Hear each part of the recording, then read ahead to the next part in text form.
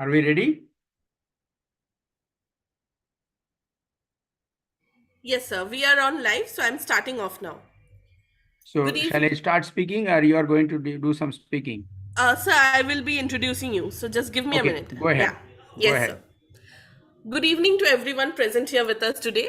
This is Shreyan from IGCP. I would like to welcome all the viewers who have joined our platform for better exchange of knowledge that is going to be shared by your keynote speaker, Doctor, for today's session. With much pleasure and honor, I would like to welcome a very renowned doctor, Dr. K. Sarat Chandra.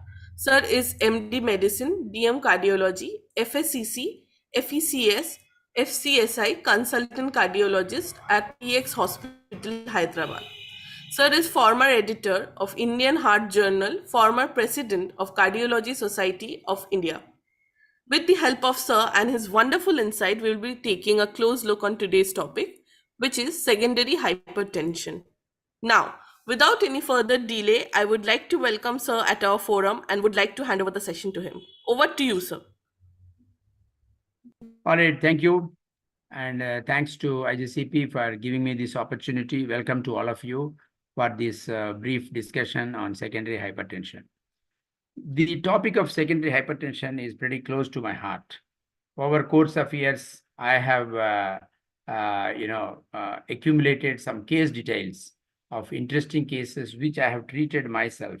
So most of this talk will be in relation to discussion on such cases, and then a little before and after on epidemiology and things like that of secondary hypertension. All right. Madam has just told you, just to repeat, of course, I was editor of Indian Heart Journal in the past, and I was also president of Cardiological Society of India in the year 2018. Okay, talking something about incidence of hypertension.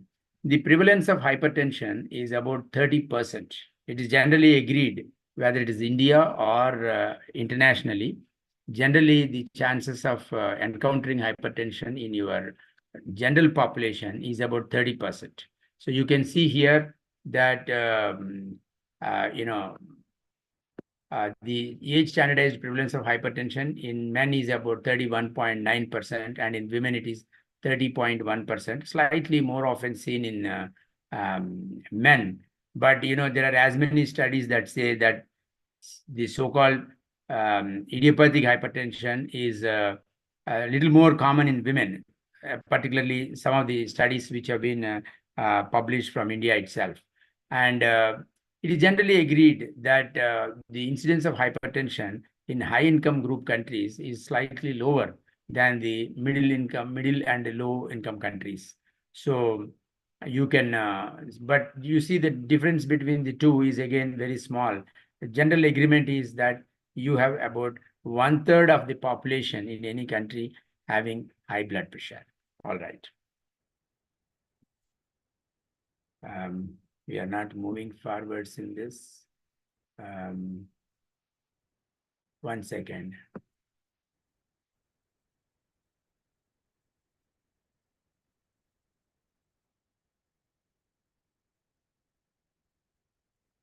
I've got another slide in the middle of this, which is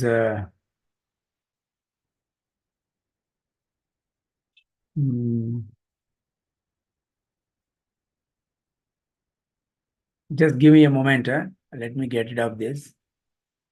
Sure, sir. Not an issue.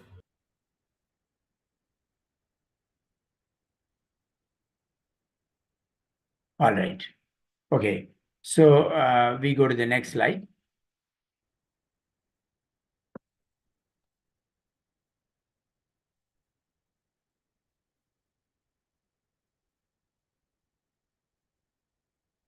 Okay, now this is another important slide that tells us something about the prevalence of hypertension in urban classes versus rural classes, in men versus women, in younger people versus older people.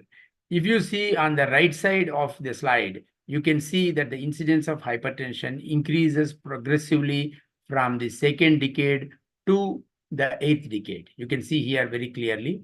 In all these groups, you can see that the hypertension is slightly more common among men than women. On the left-hand side, you can see the difference in urban versus rural population, rural/slum. But again, I'm not sure that, this is relevant today. This was a publication some time back. And with each passing year, you see the slum dwellers actually suffer from cardiovascular disease, hypertension, diabetes, as much or many a time more than the slightly well-to-do classes, perhaps because of their poor lifestyle habits, the high incidence of smoking, and the type of diet they eat with very high carbohydrate, little consumption of fruits. Now it is generally agreed that in India, the highest incidence of coronary artery disease you see is definitely increasing in rural and slum population. All right. Okay. So you can see here, the secondary hypertension, as we all know, is that hypertension where there is a demonstrable cause.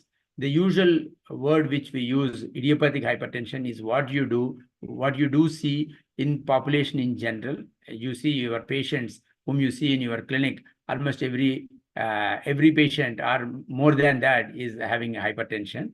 But you can see that in most of these cases, there is no demonstrable cause. That's why it is called essential hypertension.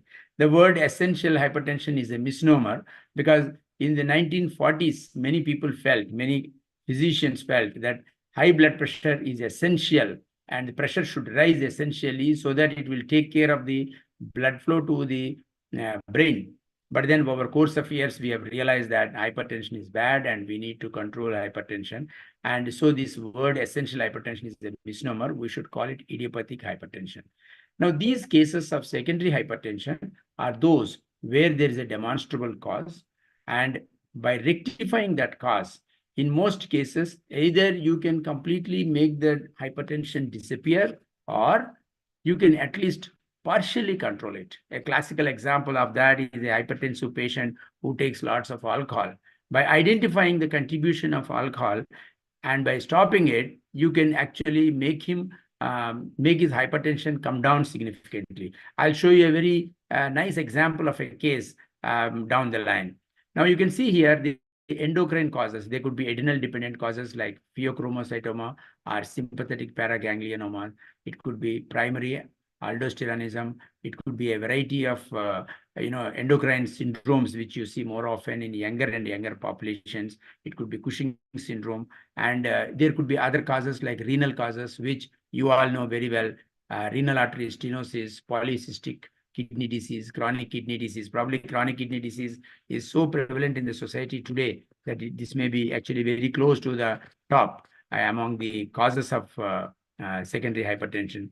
Urinary tract obstruction. We know that any type of urinary tract obstruction, be it at the level of the pelvic calyceal system, ureter, bladder, or penis, or urethra, anywhere obstruction, it will immediately elevate the blood pressure, and you relieve that obstruction, blood pressure will come down. Renin producing tumor, it could be Liddle syndrome, renovascular causes like renal artery stenosis, which could be due to multiple etiologies, coarctation of aorta, vasculitis, and a variety of other parathyroid dependent conditions and pituitary dependent conditions like hyperparathyroidism, acromegaly, Cushing's, and so on. Now, I will take you through this by giving you some very good examples of cases. Now, the first case is a 27-year-old male. He was newly detected to have hypertension. He gave history of associated fatigue and polyuria. The heart rate was normal. His peripheral pulses were normal. Since he's a young fellow, we thought, could he be having a Takayasu-like disease? But no, all the pulses were good and bounding, and there was no bruit, and blood pressures were 150 by 110, and systemic examination was normal. The electrocardiogram showed evidence of left ventricular hypertrophy. So did the two-dimensional echo. There was left ventricular hypertrophy, normal left ventricular function. The routine biochemistry was normal, except that his serum potassium was significantly low of 2.6 millimoles per liter. That should give you a clue towards the etiology. Now here they have done the serum aldosterone plasma renin activity, which was 38. Normally it is supposed to be less than 20. There is increased aldosterone, which was non-suppressible, and the CT showed a solitary tumor localized to right adrenal gland, and he was operated and recovered pretty well. And the diagnosis is obviously primary hyperaldosteronism. And as I said, he was operated. And now going into primary aldosteronism, the prevalence is small, 0.5 to 2%. But if you go to referral centers, obviously the prevalence will be higher. The etiology of primary aldosteronism could be like what you have seen in this case, adrenal adenoma, but adrenal carcinoma also can occasionally demonstrate this. There could be bilateral adrenal hyperplasia or glucocorticoid suppressible hyperaldosteronism.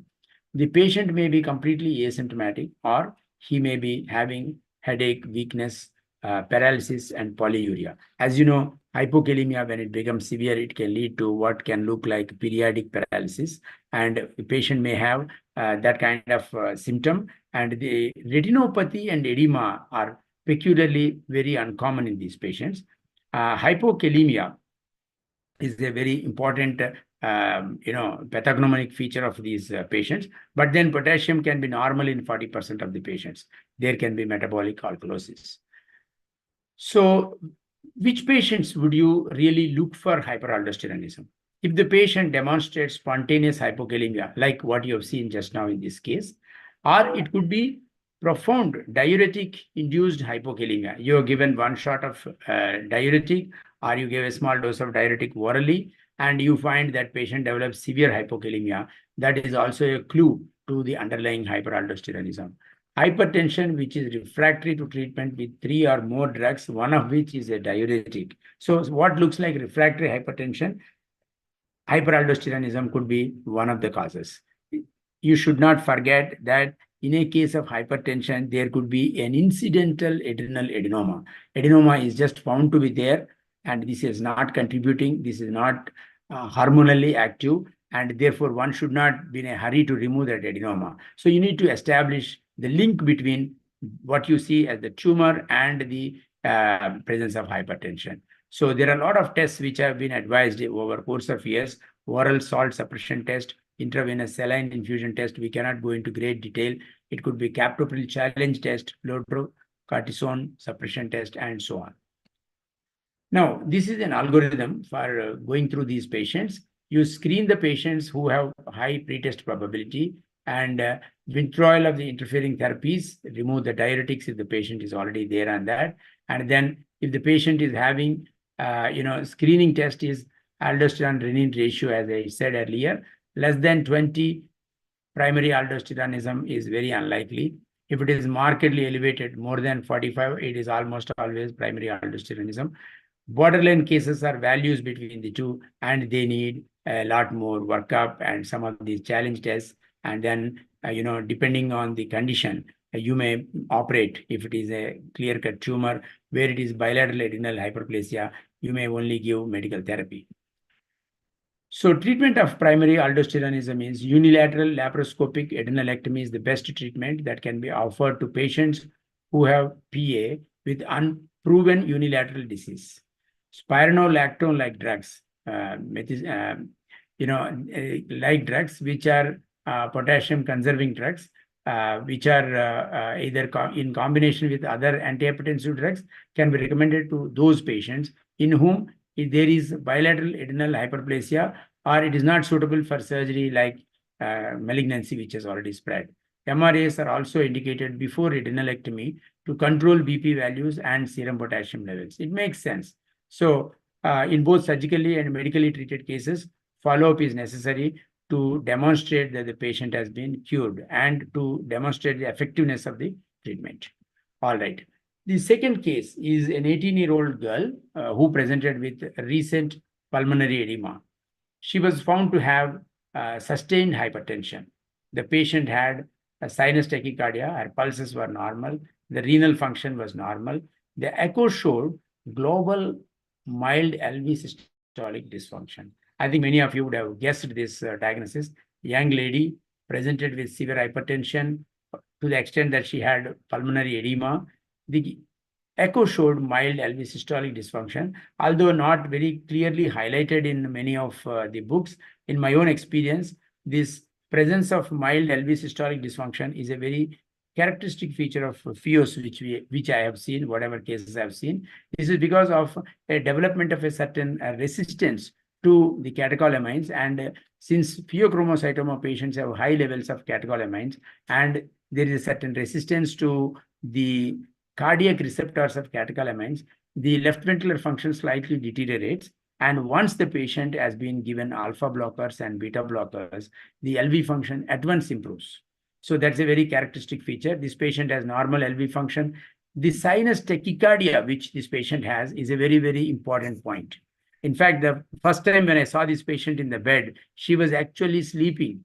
And they said that this patient has got severe hypertension, and there was continuous tachycardia even during sleep. So resting tachycardia. So the echo and this has actually given us a clue, and we suspected Pheo, and ultrasound showed a tumor on the side. And when we started the patient on alpha blockers, after which beta blockers were added, patient had excellent response and surgery was done. And in this patient, what is important is you need to give alpha blockers first and then only beta blockers. If you do not give alpha blockers and straight away go to beta blockers, you will land in trouble and hypertension can worsen, because the alpha receptors are not blocked, while the catecholamines are actually ready to stimulate, are actually stimulating both alpha receptors and beta receptors. So this is a very important learning point. Alpha blockers first in a pheochromocytoma. Once the blood pressure to an extent is controlled in a day or two, start the beta blockers. Okay. Treatment of pheochromocytoma, patients with hormonally functional pheochromocytoma or any of those variants should undergo preoperative alpha-1 blockade followed by beta blockade and volume expansion to prevent perioperative cardiovascular complications. This is a point which is often stressed, that when you are preparing these patients, at least 24 hours before you do the surgery of removal of the Pheo, you need to hydrate the patient, give them intravenous fluids of about 100 ml per hour, and also orally hydrate the patient, and then only take the patient. And despite doing all that, the moment the Pheo is removed, patient usually gets into some degree of hypotension, and the entire party of anesthetists and surgeon and everybody is excited, and then more and more fluids are given. That all that we have followed all the precautions in this patient, and despite that she also had hypotension, but then you need to prepare the patient properly. The initial days it was not recognized, and the early days of pheochromocytoma surgery, there was considerable mortality. Once this point is appreciated, the outcomes of Pheo surgeries has improved remarkably. Once the diagnosis is made before surgery and anesthesia, it is fundamental to correct this hypovolemia to avoid prominent hemodynamic instability. Malignant forms are generally treated by MIBG and or chemo or radiotherapy. Okay, this is the photograph of this patient's Pheo. See the large size of this, nearly 6 centimeters, and these are the cut sections. Okay, once again, an algorithm is look at the patients who have high pretest probability, which I mentioned, and start doxorubicin. Many a time, if that is not available, you can give prazosin and then add beta blockers, and then imaging is done. Prove the point by biochemical testing by looking at plasma and urinary free metanephrine and normetanephrine. And if it is fitting into the diagnosis, do MRI or CT to pinpoint where exactly is the tumor. Negative imaging, obviously, you need to do further testing. If it is a single lesion, it goes for surgery with excision. Okay.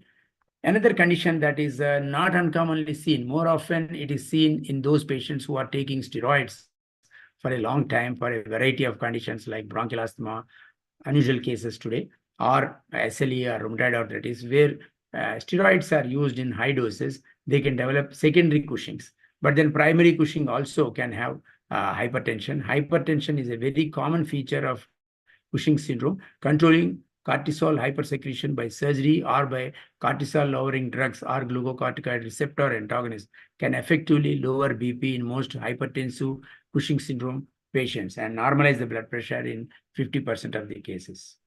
Okay, I think we can skip this slide. Hypothyroidism.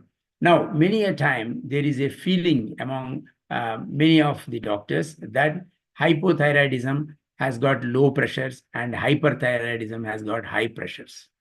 Now, Hyperthyroidism, if it has high pressures, it is usually systolic hypertension. On the other hand, in hypothyroidism, most commonly what you see is hypertension. The low pressures, which are seen in some case of hypothyroidism, are those extreme cases where an early diagnosis has not been made, proper care is not taken, and advanced cases, they can have a severe bradycardia, some kind of pericardial effusions, and hypothyroidism and hypotension.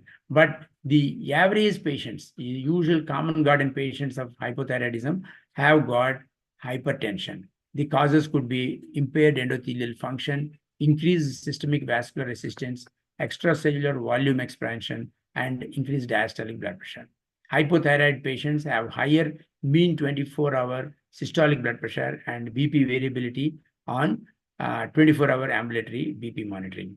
And in 32% of hypertensive hypothyroid patients, replacement therapy with thyroxine leads to a fall of diastolic blood pressure. So it is simple. Hypothyroidism has produced hypertension. Replace the thyroid hormone, and you can have, improvement of blood pressure. Blood pressure actually falls down. There is a positive association between serum TSH and blood pressure within the normal serum TSH range. That's a very interesting point. So in patients who have the so-called normal serum TSH levels also, higher the TSH, more likely to have higher blood pressure. Okay.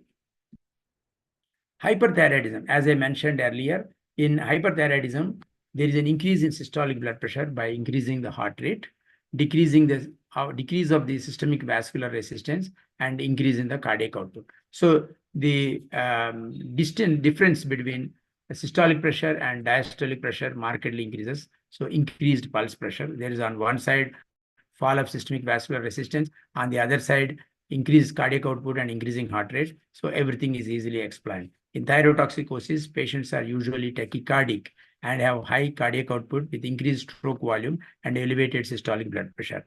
1/3 of the patients of hyperthyroidism have hypertension, which often resolves after achieving euthyroidism. So in both the cases, control the thyroid status, the blood pressure improves.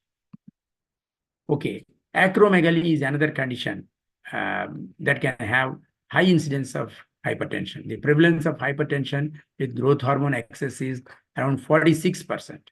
And growth hormone has anti-natriuretic actions and may lead to sodium retention and volume expansion. That is the mechanism. Increased systolic output, somewhat similar to what you see in hyperthyroidism. There is an increased heart rate, there is increased cardiac output, volume expansion. These are all manifestations of a hyperkinetic syndrome, and it can actually lead to congestive heart failure. It can be acromegaly, growth hormone excess can be one of the causes of high output failure. Blood pressure values are increased in patients with acromegaly associated with reduced glucose tolerance or diabetes compared to those with normal glucose tolerance. So glucose intolerance is a very common accompaniment of acromegaly. Comorbidities in acromegaly such as hypertension, hyperlipidemia, diabetes, cardiomyopathy, they all combine and produce high cardiovascular mortality and morbidity in these patients, and they all can improve with control of growth hormone excess.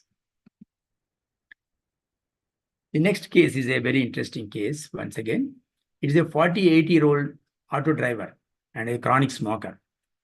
He used to come to the emergency room at Nizam's Institute in Hyderabad repeatedly with flash pulmonary edema.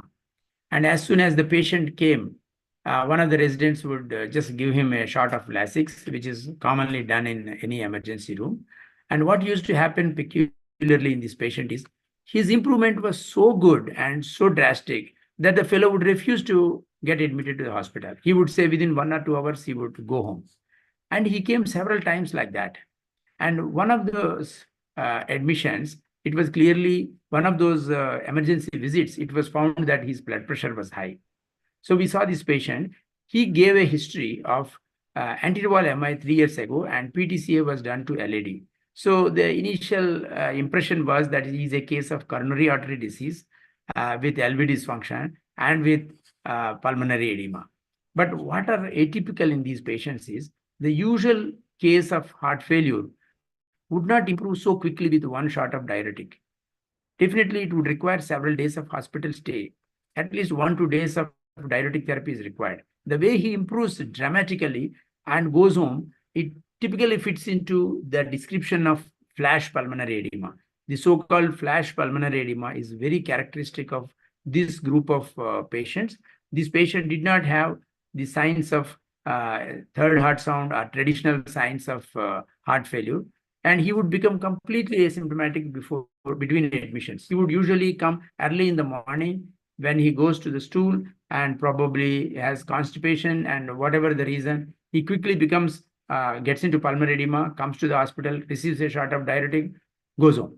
So this attracted everybody's attention finally, and his blood pressure was found to be 190 by 100, heart rate was 100, and creat was only mildly elevated. He was not a diabetic. His electrocardiogram showed old interval MI. Echo showed only mild LV systolic dysfunction. In this patient, definitely we suspected that he has a renal artery stenosis by his even before his angiography was done. And his diagnosis initially made was, ischemic heart disease, hypertension, mild LV dysfunction, some degree of renal impairment, and so on. But when the angiography was done after clinically suspecting it, you can see here both sides, there is critical renal artery stenosis at the ostial level. And of course, angioplasty was done with good result. And once angioplasty is done, he has disappeared into thin air, being a type of fellow coming from his social background. And he never came back to me, but he did, I suppose he did very well. So when do you suspect renal artery stenosis? The question always comes, if you have a particular cause of secondary hypertension, which type of patients would you look for? Now, in these, you can see it under the following circumstances. Accelerated hypertension, patient having flash pulmonary edema. That's a very, very characteristic feature of this group of patients.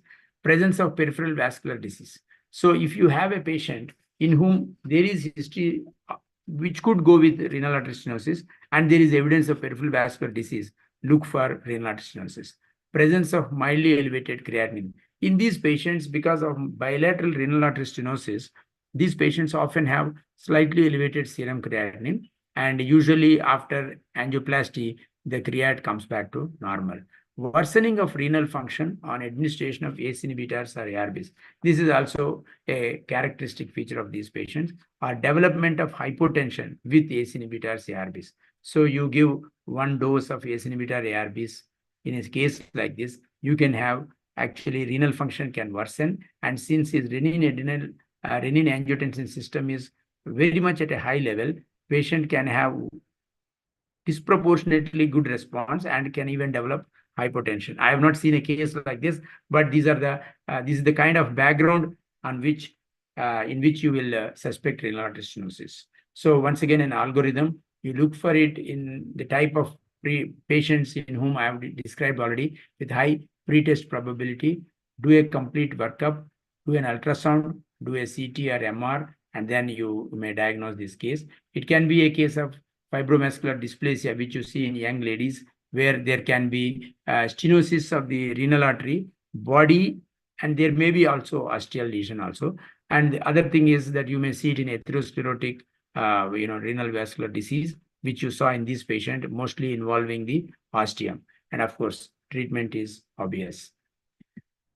Okay, the next case is a 55-year-old female was admitted with severe hypertension, 274 by 140. She was on multiple antihypertensive drugs for quite some time. Her blood pressure when she came to us was a little different, 190 by 110. She was obese. She had mild edema. There were bronchi bilaterally. The echocardiogram showed right atrial and right ventricular dilatation with mild tricuspid regurgitation, and the PASP calculated was 50. So the biochemistry actually showed some degree of hyperglycemia, dyslipidemia, high serum uric acid levels, and low serum potassium level. The patient's renal function were normal, and thyroid function was normal. CT renal angio was normal. One abnormality that was seen in this patient was she had some degree of elevation of noradrenaline in the blood.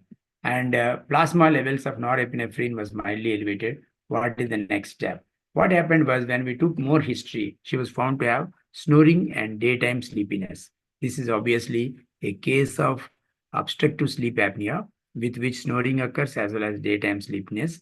Today, with increased incidence of obesity, probably this is the most common cause of secondary hypertension. Today, right today, few hours back, I saw one patient. The patient's wife brought him and said that this fellow is sleeping too much in the daytime. And the patient was found to have very high blood pressure. She said, we never gave any medicines for hypertension, although he's having hypertension for quite some time. I said, why did you come to a cardiologist? She said, somebody told me to go. The patient, then on examination, his pressures were elevated. I said, what is the job you do? He works as a goldsmith, and he has hardly any exercise. He was obese. And on direct questioning, he said, yes, there's a lot of snoring in the night. The wife was complaining. So the patient, because of snoring, he was having daytime sleepiness and hypertension. This is a characteristic feature of these patients. And probably this is the most common cause of hypertension today among secondary hypertension cases. The patient was screened in this case with full polysomnography, and it was established that he has obstructive sleep apnea. And nasal continuous positive airway pressure was added to his treatment. To her treatment, general symptoms improved. BP started getting better. Additional treatment with the alpha blocker further reduced her home BP. After a year, she continued nasal CPAP therapy, and her BP was nearly 160 by 90. So what is important is that these patients then they should continue to take CPAP therapy. And another important point is that patients with obstructive sleep apnea have decreased exercise tolerance and higher diastolic BP during exercise testing. They are very prone for hypertension. Patients with resistant hypertension may exhibit nocturnal rostral fluid shifts and decreased airway diameter. There is, for some reason, a development of edema around the glottis, and that is probably the cause for the obstructive sleep apnea. Weight reduction greatly helps these patients, in addition to using aldactone. In some way, this development of edema is related to high levels of aldosterone, and by giving aldosterone antagonist, these patients are helped. So CPAP helps in reducing hypertension in patients with OSA. And treatment, as I said, that only a few studies have evaluated the effects of antihypertensive agents on obstructive sleep apnea.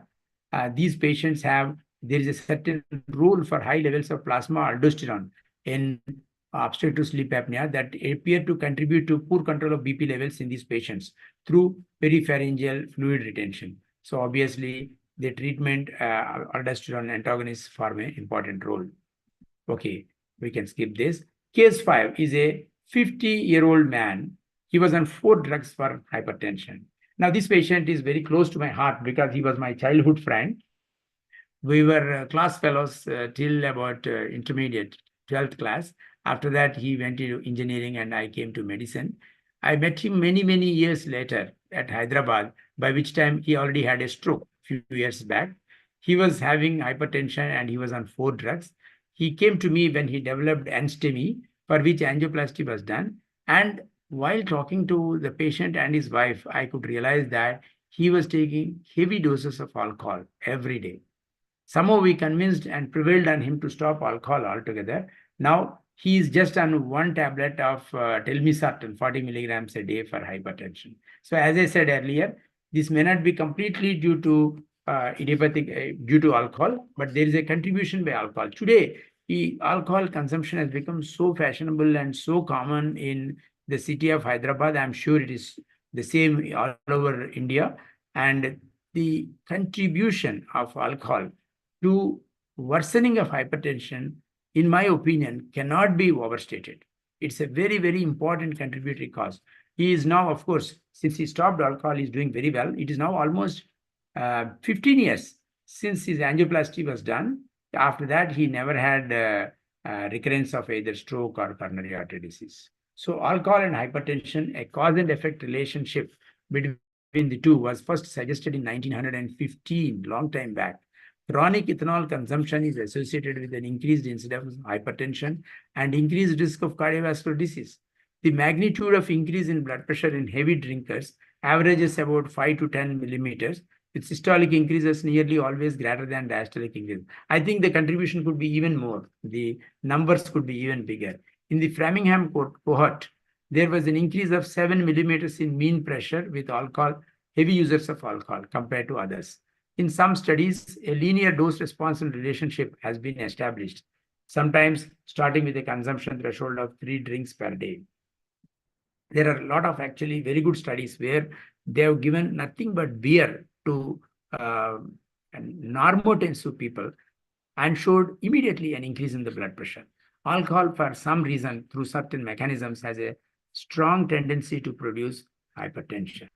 Now you can see here, these are all the possible mechanisms: endothelial dysfunction, RAS system aggravation, increased cortisol, increased calcium, baroreceptors, hypersensitivity, sympathetic nervous system overflow. All these things could be contributing to high blood pressure in these patients. Okay, so next case is a 25-year-old male who presented with blood pressure of 200/90.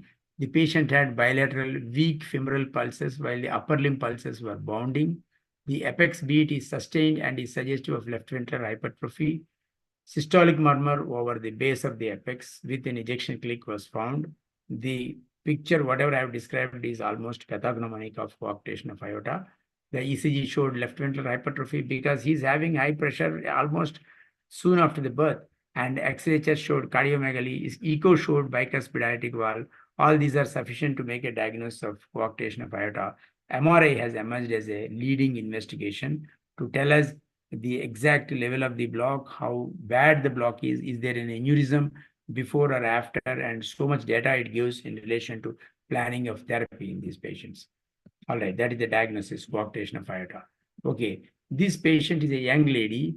The presentation could be hypertension or stroke, or in some cases, congestive heart failure. I've seen all these presentations in these cases of so-called pulseless disease or Takayasu arteritis. It could present like reverse coarctation. The obstruction is probably, the obstruction is at the level of the ostia of the upper limb arteries, including carotids, and the hypertension makes the lower limb vessels bounding, and it can look like the opposite of coarctation. But you know, in India, sometimes there can be an atypical Takayasu where there is a huge presence of a severe stenosis of aorta without involvement of the upper limb vessels, and that there it could look like coarctation of aorta.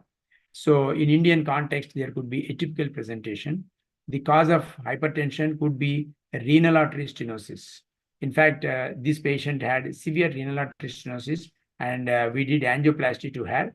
And those were days which were pre-stent days. So I just could dilate her renal artery, and she had very good response to hypertension. It could be also, the hypertension could be also contributed by generalized narrowing of major arteries, and considerable advances in interventional therapy have been made. So the diagnosis is Takayasu. Now, there are so many drugs that can contribute to hypertension. You need to, whenever you suspect, whenever you see a patient, taking drug histories, that's why it's very, very important. These charts you can see in any number of, in any textbook, and you should go through this, and at least quickly in any patient who walks in to your clinic with hypertension, particularly if the hypertension is severe, you need to check what are the other drugs which the patient is taking. Any of these drugs like estrogens in a young lady, birth control pills, immunosuppressants could be contributing, nasal drops, corticosteroids, some of them I have mentioned. And okay, so if we just look at the age group and what is the likely etiology that can be present due to, what is the relation between the age group of presentation and the etiology? If you see this here, young children less than 12 years, these patients could be having renal parenchymal disease or coarctation of aorta. Even much younger children, if they have hypertension, usually it is an endocrine cause responsible for hypertension. Adolescents between 12 to 18 years, once again, renal parenchymal disease could be there. coarctation of aorta. As you grow older, as you see older patients, you can see more often obstructive sleep apnea as an important contributory cause towards secondary hypertension.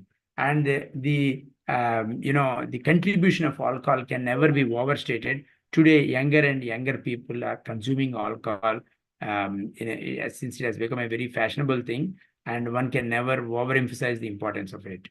Okay, so if you see here, among the cases which present with resistant hypertension, if you divide them into different etiologies, obstructive sleep apnea contributes in 64% of the cases. Primary hypertension is there in 34%. So these are all the cases of resistant hypertension. So resistant hypertension is due to primary hypertension, or so-called essential hypertension, in only 34% of the cases.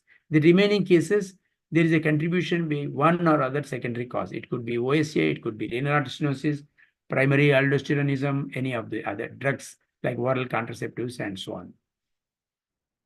Although renal parenchymal disease is mentioned here as 1.6 from this particular study, I would say with increasing incidence of diabetes and diabetic renal disease, the chronic kidney disease probably contributes to a much higher percentage towards secondary hypertension. Patient characteristics that should raise the suspicion of secondary hypertension. This is very important. So, patient walks into your clinic. Which type of patient will you suspect secondary hypertension? Younger patients and those who have severe blood pressure at any age. Acute worsening of hypertension in patients who have previously been documented to have generally stable blood pressures on certain drugs. So you know a patient for quite some time, or the patient says, I have been having fairly controlled blood pressure all these days, but recently I have developed much worsening of hypertension, suspect secondary cause. Resistant hypertension, as I said earlier, is a very important area where you will look for secondary causes. Severe hypertension or a hypertensive emergency, presence of extensive hypertension mediated organ damage. So if you have a patient who has extensive HMOD, you need to once again suspect secondary hypertension. Clinical or biochemical features suggestive of endocrine causes of hypertension or CKD. Clinical features suggestive of obstructive sleep apnea. Symptoms suggestive of Pheo or family history of Pheo. These are all groups of patients who have. In fact, I saw very recently a fairly young lady. She's about 46. She came to me with some atypical chest pain, treadmill was positive, angiography was done. At that point, her hypertension was not very prominent. We advised her medical treatment because of mild CAD. She was not a diabetic. Recently, she came with severely elevated pressure, and evaluation showed a pheochromocytoma. The patient then gave history of one of her cousins also who had a pheochromocytoma. She was, of course, operated and did very well. And so let me conclude this talk on secondary hypertension by saying that it is important to recognize secondary hypertension because it is potentially curable. If not completely curable, it is palliable. One is more likely to encounter secondary hypertension when one is thorough with history and investigations. You will find a case of secondary hypertension only if you look for it. If you don't particularly look for it and just treat it with a couple of drugs and send the patient out, you will not find many cases of secondary hypertension. This is particularly true with primary aldosteronism and obstructive sleep apnea, because these are two conditions where there may be no dramatic presentation like pheochromocytoma, and therefore you can easily miss it. In younger patients, endocrine hypertension and coarctation have to be ruled out. Excess alcohol intake, the importance of which one can never be overstating, and it is an important contributory factor among all classes of society, including social drinkers. Always investigate the patient thoroughly, even at the cost of increased expenditure, because it is fully worth it. Thank you very much.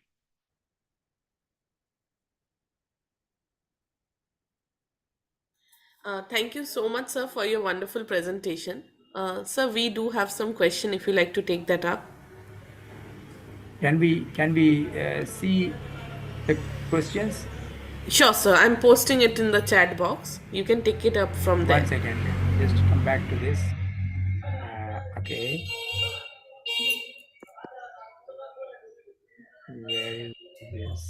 Okay. So do we see on this? Yes, sir, Or it is in the chat box. I have posted it. So the question is, sir, what hormonal disorder can contribute to secondary hypertension and what diagnostic tests are recommended? well, I think that most of this lecture has. Can you just show that question and again, because it has disappeared from this? It is visible, sir. What hormonal disorder can contribute to secondary hypertension and what diagnostic tests are recommended? Now, we have spoken all the while about contribution by contribution by hormonal disorders, endocrine causes towards secondary hypertension. I think the lecture is self-explanatory. It could be thyroid disease, it could be acromegaly, it could be Cushing's, and any number of conditions. Is there any other question?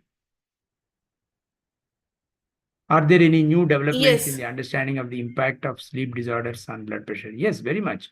There is the very fact that sleep apnea syndrome contributes heavily to hypertension, secondary hypertension, and also sleeplessness itself. In the nocturnal sleeplessness also is an important cause of secondary hypertension. How does secondary hypertension present in the pediatric population? What are the unique challenges? Oh, this is a big, subject by itself. I'm an adult cardiologist. I wouldn't talk too much about this. Can you show that question once again? Does your question disappear immediately? Okay. Oh. Are there any promising or emerging therapies for secondary hypertension on the horizon? Well, I do not have any specific idea about a upcoming therapy for secondary hypertension. Most of them which we have mentioned, like aldactone in cases of obstructive sleep apnea, are all relatively newer concepts. Some time it is there. So this thing, I think you are done with questions, perhaps. Yes, sir. We are done with the question. So this is the previous question which you were asking for. How does secondary hypertension present in the pediatric Pediatric population? population. Yes, Yes, sir. in pediatric population, its presentation is only if you look for it.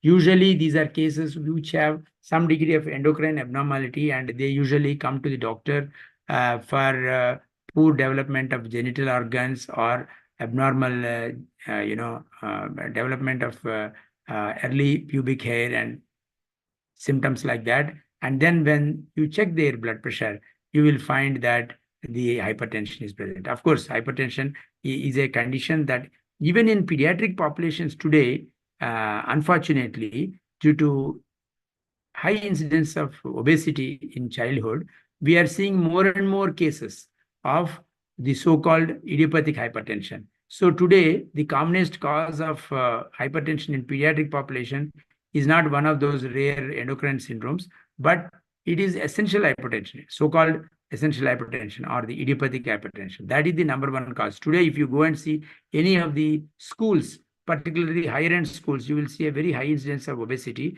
and you need to really look for the hypertension, and in fact, even for early development of so-called maturity onset diabetes in the young. Thank you so much, sir.